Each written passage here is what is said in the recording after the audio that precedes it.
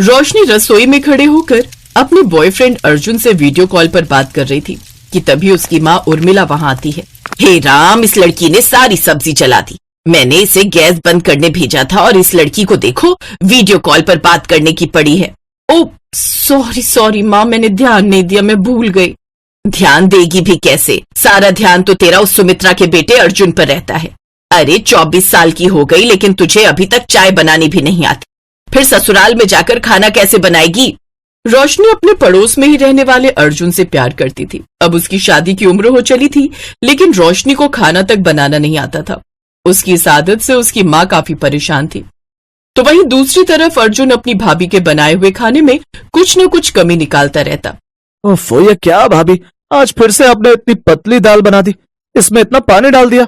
अगर ऐसा ही है ना देवर जी, तो अब ब्याह करके अपने लिए कोई बीवी ले आओ, वही आकर बनाएगी तुम्हारे लिए बढ़िया बढ़िया पकवान। सुमन गुस्से में अंदर चली जाती है। ओफो अर्जुन, तू अपने मुंह पर कंट्रोल नहीं कर पाता ना, बेचारी को बेकार में ही सुना दिया। और ठीक ही कह रही है वो, अगर तुझे अच्छा खाना खाना है ना तो शादी कर ले, मैं तेरे लिए लड़की ढूंढना शुरू कर देती हूँ। उसकी जरूरत नहीं है माँ, लड़की मैंने देख ली है, यहाँ 4 घर छोड़कर ही रहती है। वो अपनी उर्मिला आंटी की बेटी है ना, रोशनी। हे भगवान, तुझे वही आवारा लड़की पसंद आई। जब देखो तब तो वो बाहर घूमने जाती रहती है, तो फिर घर कब संभालेगी। माँ आप जैसा सोच रही है ना, ऐसा कुछ भी नहीं है। वो बहुत समझदार और संस्कारी है।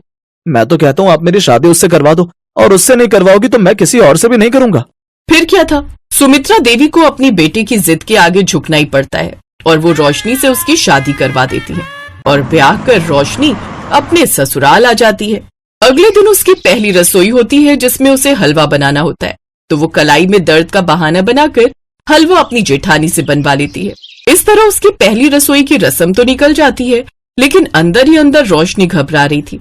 हे भगवान, मैं घर का बाकी सारा काम देख लूंगी, बस कोई मुझे खाना बनाने के लिए ना कहे बस।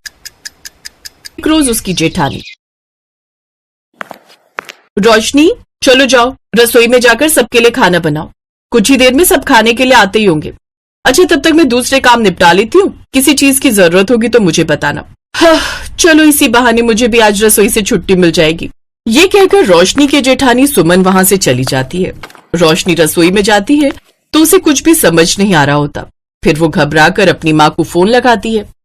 माँ, मुझे खाना बनाने के लिए बोला गया है, लेकिन तुम तो जानती हो ना मुझे खाना बनाना नहीं आता। तभी तुझे कहती थी सीख ले, लेकिन तू मेरी सुनती कहाँ थी। माँ, मुझे डर लग रहा है और तुम हो कि मुझे अभी भी ताने देने में लगी हो। अच्छा चल, अब अपने मगरमच्छ के आंसू बहाना बंद कर। मैं ही कुछ देर में खाना बनाकर तेरे घर के पीछे आती हूँ, तू रसोई की खिड़की से खाना पकड़ लेना। कुछ देर बाद उर्मिला खाना बनाकर ले जाती है और रसोई की खिड़की से रोशनी को पकड़ा देती है। Oh thank you so much माँ, तुसी ग्रेट हो। I love you, I love you, I love you. अच्छा चल, अपना ध्यान रखना, मैं चलती हूँ। कुछ देर बाद रोशनी सबको खाना बनाकर परोसती है तो इतना टेस्टी खाना खाकर उसकी सास उसकी खूब तारीफ करती है। बिल्कुल ठीक कहता था तू अर्जुन, रोशनी बहू तो बहुत अच्छा खाना बना लेती है, नहीं तो बड़ी बहू से तो आज तक इतना अच्छा खाना नहीं बना। बड़े ही अजीब है मेरे ससुराल वाले, जिस थाली में खाते उसी में छेद करते हैं। आज तक इतने सालों से मैं इन्हें बनाकर खिला रही हूँ तो मेरी तारीफ तो एक बार भी नहीं की। ठीक है माँ, अगर ऐसी बात है तो आज से सुबह शाम की रसोई रोशनी संभाल लेगी और खाना वही बना देगी और घर के बाकी काम सुमन देख लेगी। हाँ बिल्कुल सही कहा तूने, वैसे भी अब घर में 2-2 बहुएं हो गई हैं तो वो अच्छे से सब संभाल लेंगी। छोटी बहू तू कल से रसोई संभालेगी और बड़ी बहू तू घर के बाकी सब काम करेगी। अपनी सास का ये फरमान सुनकर तो रोशनी हैरान ही रह जाती है। फिर रात को वो अपने कमरे में बैठकर सारी सच्चाई अपने पति को बता देती है। यही सच है अर्जुन, वो सब खाना तो माँ ने बनाकर भेजा था। सच तो यह मुझे खाना बनाना बिल्कुल भी नहीं आता। अब माँ जी ने रसोई की जिम्मेदारी मुझे सौंप दी, लेकिन मेरी तो ये भी समझ में नहीं आ रहा कि मैं खाना बनाऊंगी कैसे। ओह गॉड रोशनी, ये तुमने क्या किया? अगर तुम्हें खाना बनाना नहीं आता था तो सीधे सीधे कह देती, लेकिन अब इस तरह तो तुमने मेरी बेइज्जती करवा दी। मैंने तो घर में सबसे तुम्हारी इतनी तारीफ कर दी थी, लेकिन अब मैं क्या ही करूं? हाँ आइडिया, मैं माँ को सब सच बता देता हूँ, वो अपने आप तुम्हें खाना बनाना सिखा देंगी। नहीं नहीं नहीं नहीं नहीं, मैं नहीं चाहती कि ऐसा करके आप सारा भांडा फोड़ दो। आप टेंशन मत लो, जब तक मैं खाना बनाना नहीं सीख जाती ना तब तक मैं माँ से खाना मंगवा लिया करूंगी। अब तो ये रोज का ही हो गया। वो रोजाना ही अपने पति को कहकर चुपके से अपनी माँ के घर से खाना मंगवा लेती और सबको बिना कुछ बताए वो खाना परोसती। इस तरह सभी उसके खाने की खूब तारीफ करते। अब तो रोशनी को पका पकाए खाना मिल जाता तो वो सीखने की भी मेहनत नहीं करती। ऊपर से पड़ोस में मायका होने के कारण वो जब मर्जी उठकर वहां चली जाती। ऐसे ही सब चल रहा था। एक रोज घर पर कुछ मेहमान आ जाते हैं तो उसकी जेठानी उससे कहती है, रोशनी मैं जल्दी से बाजार जाकर सब्जी ले आती हूँ, तब तक तुम खाना बना लो। जी ठीक है भाभी। सुमन सब्जियां लेने बाजार चली जाती है। उधर रोशनी लगातार अपनी माँ को फोन करे जा रही थी, लेकिन तबीयत खराब होने के कारण वो सोई हुई होती है और रोशनी का फोन नहीं देख पाती। कुछ देर बाद सुमन बाजार से लौट आती है। क्या बात है रोशनी, तुमने अभी तक खाना नहीं बनाया? रोशनी काफी घबरा जाती है और लड़खड़ाती हुई आवाज में कहती है, वो घर में कुछ सब्जी नहीं थी सिवाय इस करेले के। अब मेहमानों को करेले थोड़ी न खिलाएंगे, इसीलिए मैं आपके आने का मेरा मतलब इस सब्जियों का इंतजार कर रही थी। आप जाइए, मैं खाना बना लूंगी। लेकिन सुमन को उस पर शक होता है और वो वहीं दरवाजे के बाहर खड़े होकर सब देख रही होती है। वो देखती है कि रोशनी लगातार फोन पर फोन मिलाई जा रही थी। कुछ देर बाद उसकी माँ उठा लेती है। अरे यार माँ कहाँ चली गई थी, पता है तब से कितने फोन कर रही थी। अच्छा अब जल्दी से ना कुछ अच्छा खाना बनाकर पकड़ा दो, वो क्या है ना आज घर पर मेहमान आए हुए हैं। अच्छा ठीक है, मुझे थोड़ा टाइम दे, मैं बना कर ले आती हूँ। लेकिन सुमन उनकी ये सारी बातें सुन लेती है। कुछ देर बाद रोशनी की माँ रसोई की खिड़की से उसे खाना पकड़ा कर जाती है। ओह तो ये सारा माजरा है। देवरानी जी अपनी माँ के हाथों का स्वादिष्ट खाना हमें झूठ बोलकर खिलाती रही। अब इसका भांडा तो मुझे फोड़ना ही होगा। उस वक्त तो सुमन किसी से कुछ नहीं कहती, लेकिन अगले दिन वो जानबूझकर अपनी सास को रसोई में बुलाकर लाती है। माँ जी आप ना बहुत ही अच्छे राजमा बनाते हो, आप हमें भी वो रेसिपी बता दो ना, आज रात के लिए हम राजमा चावल बनाकर तैयार करते हैं। अच्छा ठीक है, मैं बताती जाती हूँ, तुम बनाती जाओ। ओ नो, अब ये दोनों रसोई में ही खड़ी रहेंगी तो फिर मेरा क्या होगा? अरे छोटी बहू किस सोच में पड़ गई, चल चावल पकाने रख दे एक तरफ। रोशनी घबरा जाती है और फिर वो कुकर की जगह कढ़ाई निकालती है और उसमें कच्चे चावल बिना पानी के ही पकने को रख देती है। अरे ये क्या बहू, अनाड़ियों की तरह क्यों खाना बना रही हो? फिर वो रोने लग जाती है और अपनी सास को सब सच बता देती है। माँ जी मैं तो ये खाना अपने पड़ोस के मायके से अपनी माँ से मंगवाती थी। सच तो ये है कि मुझे बिल्कुल भी खाना बनाना नहीं आता। देखा माँ जी, आप जिसकी इतनी तारीफ करते थे उसे तो ठीक से गैस तक जलाना नहीं आता। इसने अपने पड़ोस के मायके का खूब फायदा उठाया है अपनी माँ से खाना मंगवाकर। और आप हो कि आप तो बस मुझे ही ताने देते रहते थे। अपनी जेठानी की बात सुनकर रोशनी रोने लगती है। तभी उसकी सास अपनी बड़ी बहू से कहती है, तू चुप कर, जब तेरी शादी हुई थी तो तुझे कौन सा खाना बनाना आता था? तूने भी तो बाद में अपने मायके जा जाकर ही धीरे धीरे सीखा था। और रोशनी बहू इसमें रोने वाली कौन सी बात है? आज से मैं तुम दोनों को खाना बनाना सिखाऊंगी। अब सुमित्रा अपनी दोनों बहुओं को खाना बनाना सिखाती है। कुछ ही दिनों में दोनों बहुत अच्छा खाना बनाना सीख जाती हैं।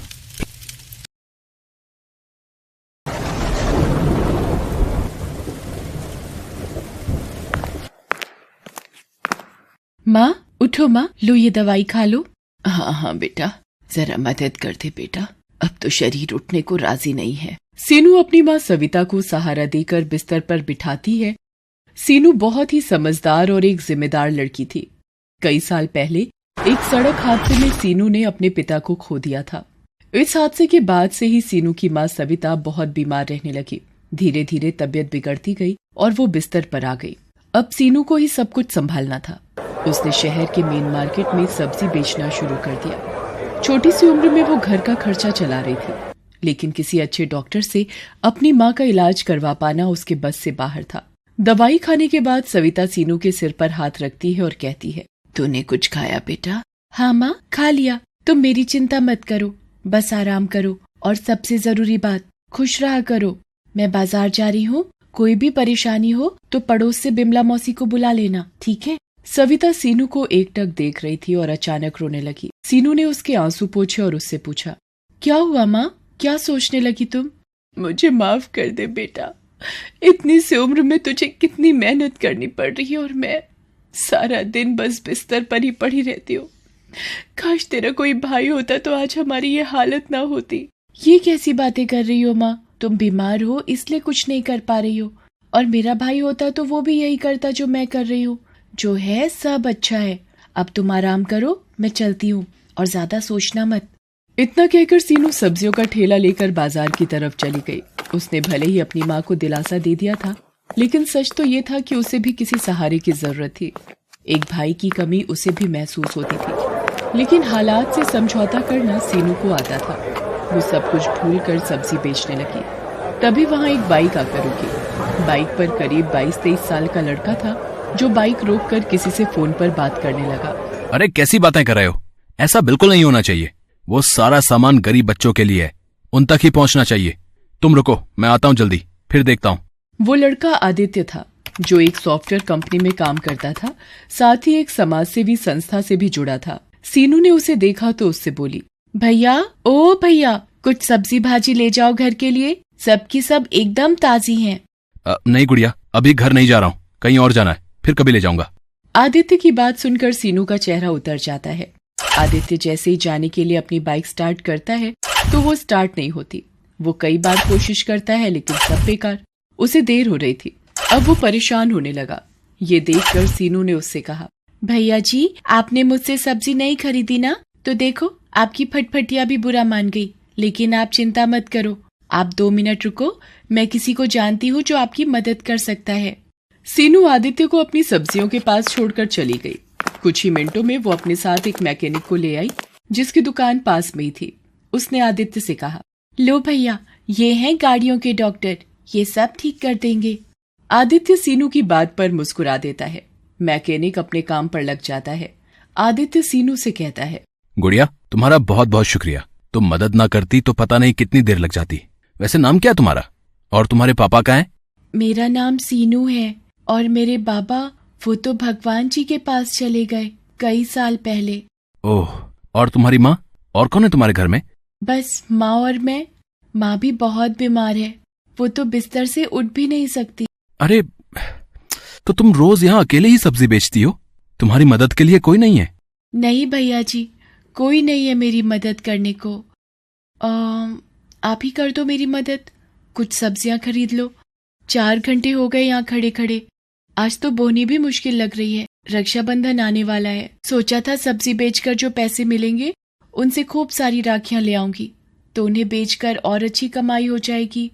और फिर मैं। फिर क्या? बताओ गुड़िया, क्या करना चाहती हो पैसों से? भैया, मैं अपनी माँ को पहले जैसे चलते फिरते देखना चाहती हूँ। मैंने सोचा था कि अगर थोड़ी कमाई हो जाएगी तो उन्हें अच्छे डॉक्टर के पास लेकर जाऊंगी। इतना कहते ही सीनू रोने लगती है। इतनी कम उम्र में सीनू में इतनी समझदारी देखकर आदित्य दंग रह जाता है। वो मन ही मन सीनू की मदद करने का फैसला कर लेता है। वो सीनू की सब्जियों को अलट पलट कर देखता है और उससे कहता है, अरे मैं तो भूल ही गया था, मैं एक समाज सेवी संस्था से जुड़ा हूँ। वहाँ कल गरीब बच्चों को खाना खिलाने वाले। तुम रुको जरा 1 मिनट। आदित्य तुरंत किसी को फोन लगाता है और कुछ देर बात करने के बाद सीनू से कहता है, चलो भाई गुड़िया, हो गया तुम्हारा काम। तुम फटाफट पैसे जोड़ो और मुझे बताओ, ठीक है? अभी थोड़ी देर में एक लड़का आएगा और तुम्हारी सारी सब्जियां लेकर जाएगा, ठीक है? अरे वाह भैया, आपका बहुत बहुत शुक्रिया। आपने तो मेरी बहुत बड़ी मदद कर दी। अरे नहीं गुड़िया, सब्जी तो कहीं ना कहीं से खरीदनी ही थी, तो तुमसे ले ली। वैसे अब खुश तो हो ना तुम? बहुत खुश हूँ भैया। अब आप देखना, एक से एक राखी खरीद कर लाऊंगी और उन्हें बेचकर खूब पैसे कमाऊंगी। फिर सब अच्छा हो जाएगा। खुश रहो, खुश रहो। अच्छा, ये लो पैसे। लेकिन ये तो मेरी सब्जी के दाम से ज्यादा पैसे हैं भैया। भैया कह रही हो तो मैं भी छोटी बहन समझ के दे रहा हूँ, रख लो। और हाँ, ये लो मेरा फोन नंबर, कोई भी मदद चाहिए हो तो फोन करना, ठीक है? मैकेनिक ने आदित्य की बाइक ठीक कर दी थी।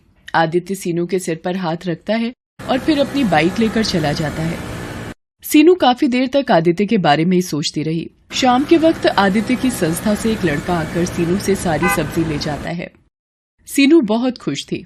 वो सारे पैसों से जाकर नए नए डिजाइन की राखियां खरीद लेती है और उन्हें अपने ठेले में सजाकर रक्षाबंधन से 1 दिन पहले बाजार आ जाती है और जोर से चिल्लाती है, राखी ले लो राखी, गुड्डे वाली, फूल वाली, गोटे वाली राखी, सुंदर सुंदर राखी ले लो।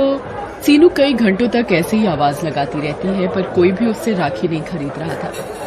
दरअसल कुछ ही दूर राखियों की एक बड़ी सी दुकान थी, जहां सीनू से ज्यादा वैरायटी की राखियां थी। इसीलिए सभी लोग उसी दुकान से राखियां खरीद रहे थे। ये देखकर सीनू फिर से उदास हो गई थी। शाम हो गई पर उसकी एक भी राखी नहीं बिकी। वो अपनी राखियों के साथ घर पहुंची तो उसे उदास देखकर सविता ने पूछा, क्या हुआ सीनू? जाते हुए तो बड़ी खुश थी तू। क्या बताऊं माँ, पूरा दिन धूप में चिल्लाती रही पर किसी ने एक भी राखी नहीं खरीदी मुझसे। सब लोग उस रामलाल की दुकान पर ही जा रहे थे। कल रक्षाबंधन है, अगर कल भी मेरी राखियां नहीं बिकी तो क्या होगा माँ? हिम्मत मत हार बेटी, भगवान किसी को तो भेजेंगे। सीनू ने अपने सारे पैसे राखी खरीदने में लगा दिए थे। अब तो उसके पास बेचने के लिए सब्जियां भी नहीं थी और ना ही वापस सब्जी खरीदने के लिए पैसे। अगले दिन रक्षाबंधन था। वो सुबह सुबह ही अपनी राखियां लेकर बाजार पहुंच गई। एक दो लोगों ने आकर उसकी राखियां देखी जरूर पर खरीदी नहीं। दोपहर हो गई थी। सीनू का सब्र टूटता जा रहा था। तभी उसने सामने से आदित्य को आते देखा। अरे भैया, आप कैसे हो आप? अरे गुड़िया, मैं अच्छा हूँ गुड़िया। तुम्हारी राखियां देखने आया हूँ और खरीदने भी। अच्छा तो लीजिए ना, ये देखिए, इस पर कितना प्यारा गुड्डा लगा है और ये फूल वाली अच्छी है ना? सीनू खुश दिखने की कोशिश तो कर रही थी पर आदित्य उसका चेहरा देखकर सब समझ गया था। उसने आते हुए राखियों की दुकान और उसमें लगी भीड़ भी देख ली थी और उसे समझने में देर नहीं लगी कि सीनू के लिए अपनी राखियां बेच पाना कितना मुश्किल था। उसने सीनू से कहा, गुड़िया तुम बहुत छोटी हो, इतनी सी उम्र में तुम में जो हौसला है उसकी जितनी तारीफ की जाए वो कम है। लेकिन बेटा ऐसे काम नहीं चलेगा, तुम्हें कुछ और सोचना होगा। मतलब भैया मैं कुछ समझी नहीं। आदित्य उसकी तरफ देखकर मुस्कुराता है और अपनी बाइक साइड में लगाकर सीनू की जगह जाकर खड़ा हो जाता है और जोर जोर से चिल्लाने लगता है, ले लो, किस्मत वाली राखी ले लो। इसे खरीदोगे तो किस्मत खुल जाएगी, हर मुश्किल दूर भाग जाएगी। जिस भाई की कलाई पर बंधेगी ये राखी उसकी उम्र 100 साल की हो जाएगी। ले लो। आदित्य की पर्सनैलिटी बहुत अच्छी थी।